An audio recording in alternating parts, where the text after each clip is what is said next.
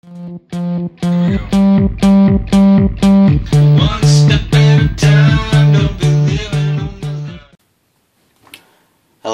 so today I'm going to talk about productive efficiency. So let's start with a definition. Productive efficiency is when firms produce their output in the least cost manner.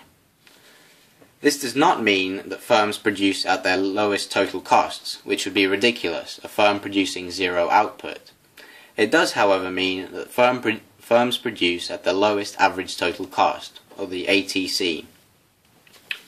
This is because when a firm produces at its minimum ATC, it achieves its maximum efficiency in the use of its resources. Also, when the price is equal to the minimum ATC, productive efficiency is being achieved. So let's have a look at an example of a perfectly competitive firm. So this firm is producing, for example, cabbages, and as you can see, this is in the short run, because the average total cost is far below the marginal revenue and the average revenue curves.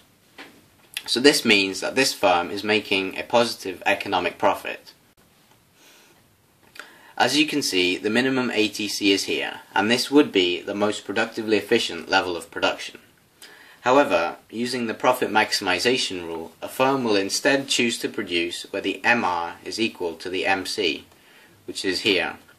This is because at this point, a firm, although the costs will be higher, the average total costs will be higher, the profit margin will be higher as well. So this situation is good for the firm, but it's not productively efficient. So because economic profits are being made, this situation is only in the short run. So let's now have a look at what would happen in the long run.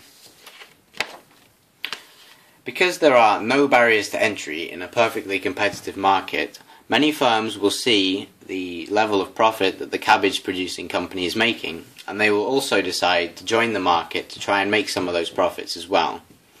So because there are more firms in the market, this would mean there is a higher supply of cabbages, and because there is a higher supply would shift to the right, which would reduce the price, and this would change the equilibrium price for consumers. From a firm's point of view, this would lower the marginal revenue and the average revenue curves, which are the same. So let's now have a look at how this is from the firm's point of view. As you can see, the marginal revenue and the average revenue curve is now below where it used to be. So now the best that a firm can do is break even. And the firm breaks even at the point where the minimum ATC is equal to the price, which is here. So this firm is no longer earning economic profits, but it is still making a normal profit and breaking even so it can cover all its costs and still stay in business.